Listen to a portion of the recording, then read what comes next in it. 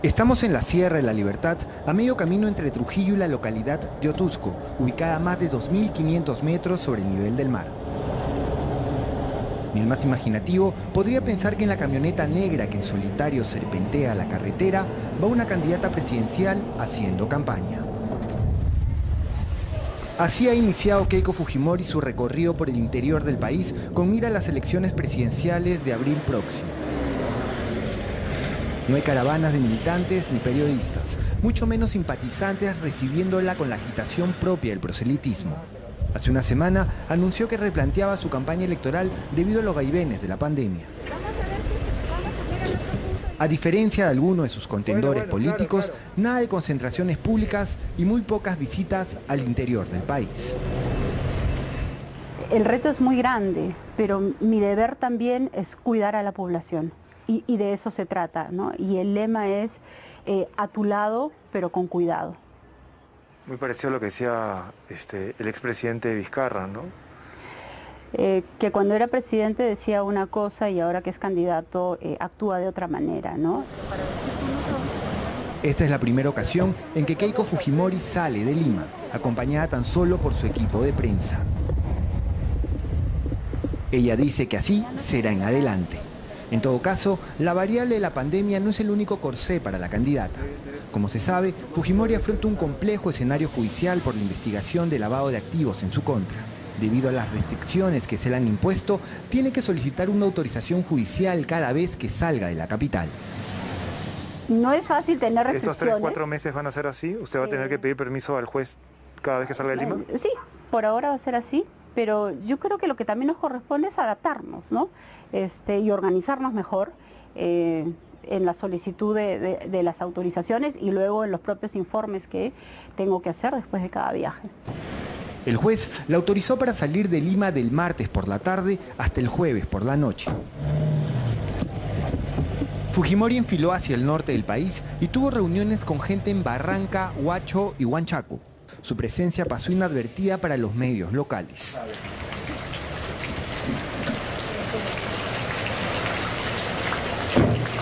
A nosotros nos recibió el miércoles en Otusco, donde una intensa lluvia la obligó a posponer un encuentro con simpatizantes y representantes de ciertos gremios. Para ese momento, aún no se conocían las encuestas que la colocaban en el segundo lugar de intención de voto. Keiko Fujimori intenta por tercera vez consecutiva ser la primera presidenta de este país. Pero a diferencia de las dos oportunidades anteriores, hoy la maleta es mucho más pesada. En el 2016, los votos la eligieron como la lideresa de la oposición con una mayoría aplastante en el Congreso. Y todos sabemos qué fue lo que pasó después. Hubo un Congreso para el olvido, con una bancada que se dedicó a interpelar ministros y llevar al presidente de turno contra las cuerdas. La onda expansiva de la crisis política dura hasta hoy. ¿Usted se siente responsable de esa crisis política? Yo creo que somos muchos los políticos que hemos tenido responsabilidad de lo que ha ocurrido. Nosotros no hemos sido gobierno. Pero fueron mayoría en el Congreso. Absoluta. Se trabajó para darle gobernabilidad y se le dio todas las facultades que el gobierno del señor Kuczynski y el señor Vizcarra también solicitaron. Pero es verdad que Fuerza Popular cayó en el círculo vicioso de la confrontación.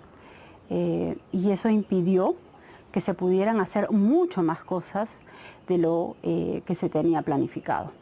Eso lo reconozco, fue un error, pero creo que uno aprende también de esos errores y de los momentos difíciles que a mí en lo personal me ha tocado vivir, ¿no? ¿Siente que en algún momento perdió esa gran oportunidad?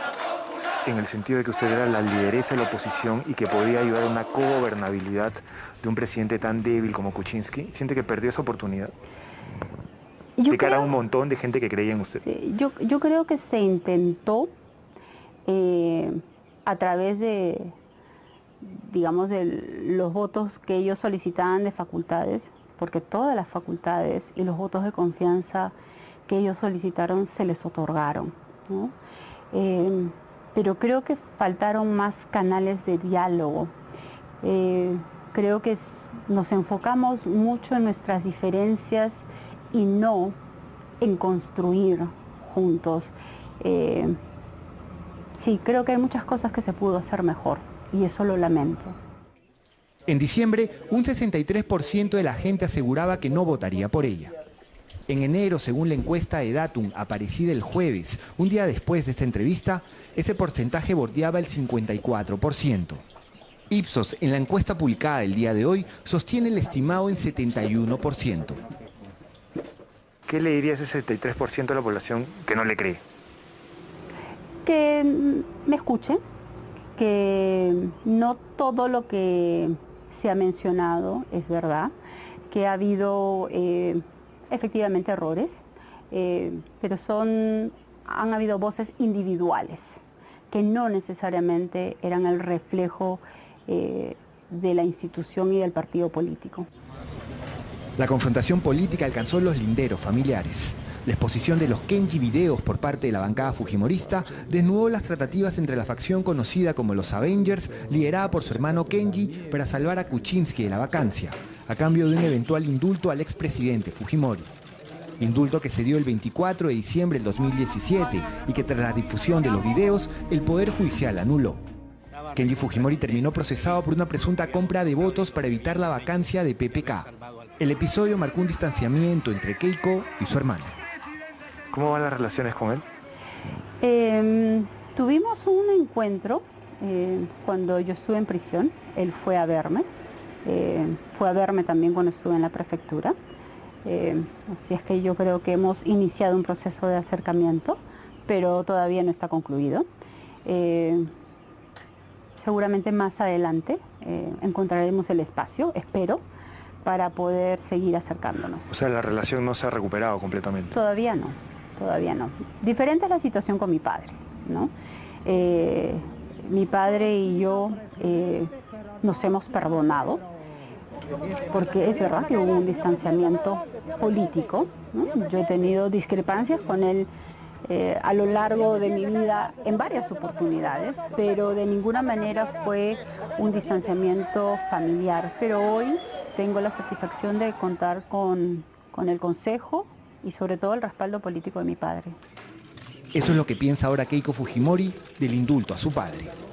Después de lo que nos ha tocado vivir, yo estoy a favor de un indulto a mi padre. Y prefiero decirlo así, abiertamente. Como también lo dije abiertamente cuando estuve en contra, apostando por la vía legal y constitucional. O sea, hoy no. De ser presidenta de la República, ¿usted indultaría a su padre? Sí. De no serlo, ¿le pediría al nuevo presidente que lo indulte? También.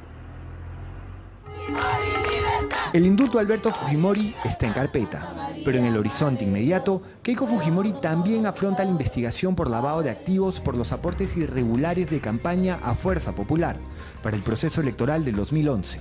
Odebrecht le habría entregado $1 millón y el empresariado peruano en total más de $4 millones. ¿Usted recibió ese dinero? Yo voy a preferir, y he tomado la decisión, Carlos, de no contestar ninguna pregunta sobre el proceso de investigación. Yo lo que quiero es evitar más ataques de parte del fiscal. Solamente sí mencionar que han habido un análisis pericial de 5 peritos de oficio hecho a 10 años de nuestra contabilidad y finanzas de mi esposo y lo mío, y el resultado es que no existe desbalance patrimonial. ¿No existe desbalance patrimonial en, digamos, el examen a su esposo? Pero si uno ve la pareja, ¿no? Porque creo que hay que darle esa mirada de pareja, o sea, por mucho que tengamos separación de bienes, vivimos juntos y compartimos nuestros gastos. Entonces, el pequeño desbalance de él se equipara con el gran balance que yo tengo, ¿no? Entonces, y todo eso ha sido corregido en las observaciones que está presentando la perito. Tengo entendido que la Fiscalía ha pedido una ampliación a esos peritajes, por lo tanto no son concluyentes. Ha pedido una ampliación, entiendo que se están contestando. En medio del proceso, Fujimori estuvo presa sindicada de encabezar una organización criminal y de obstruir a la justicia. Para cualquiera, una experiencia determinante. Creo que cualquier persona después de estar más de 16 meses sin duda cambia, aprende. He conocido a muchas personas y creo que, por ejemplo, ¿no? Uno de los momentos muy duros para mí fue cuando se perdió la apelación. Fueron horas, incluso días, ¿no? De mucha tristeza. Hoy valoro mi familia más que nunca y sobre todo mi acercamiento y mi fe con Dios, ¿no? Yo al comienzo me preguntaba siempre por qué estoy acá, ¿no? Pero luego entendí que la pregunta que uno debe hacerse es ¿para qué estoy acá?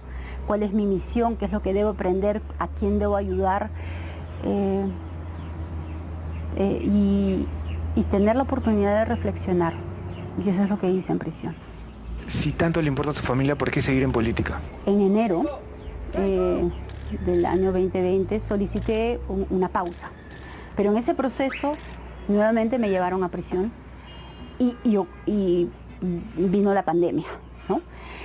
Entonces, en el medio de todo este dolor y toda esta problemática, no solamente del Perú, del mundo, cambiaron mis planes, ¿no? Nuevamente me hice varias preguntas y ya luego que estuve en libertad lo compartí con mi esposo y con mis hijas. Y yo creo que la respuesta de todos fue eso, ¿no? Tenemos que intentar, tenemos que ayudar y tenemos que volver a rescatar a nuestro país. Y por eso estoy acá. Esta semana me reuniré con Hoy el equipo del plan de ellos gobierno para fujimorista escuchar sus está propuestas liderado por Nano Guerra directamente. García, pero también aparecen nombres como Fernando Rospigliosi, el doctor Ernesto Bustamante y la ex Solidaridad Nacional Patricia Juárez, quien además la acompaña en la plancha presidencial como segunda vicepresidenta. A ellos se suman fujimoristas de la vieja guardia como Carmen Lozada y Marta Moyano. Luis Galarreta la acompaña como primer vicepresidente.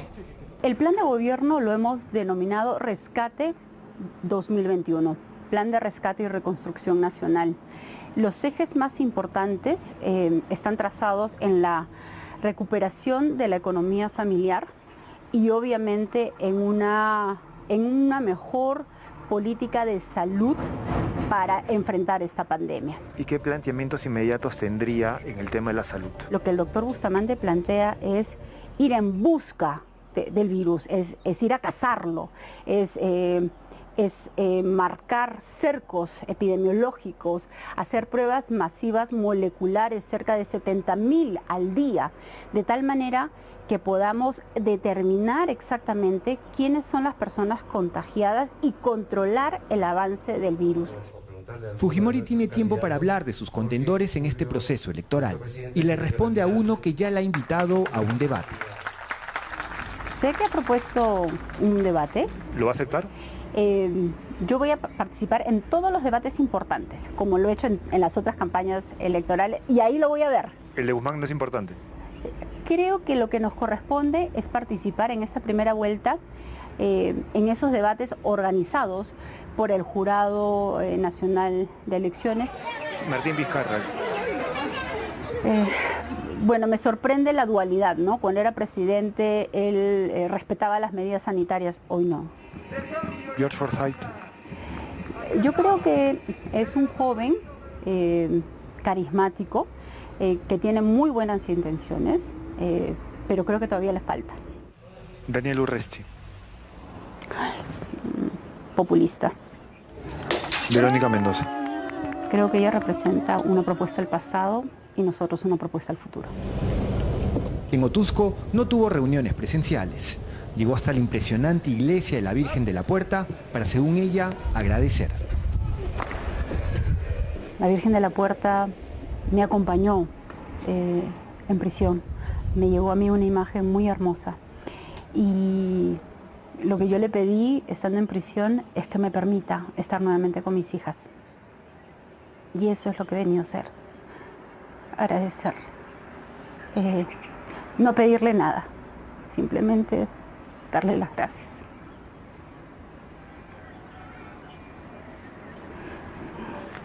Y dar gracias por estar acá, por estar con vida y seguir para adelante. Keiko Fujimori ocupa actualmente el segundo lugar en las encuestas. ¿Volverá la gente a colocarla en un lugar expectante de la política peruana? ¿Fujimorismo y antifujimorismo volverán a polarizar el ambiente político? Esta campaña típica y peligrosa por el virus nos irá dando las respuestas.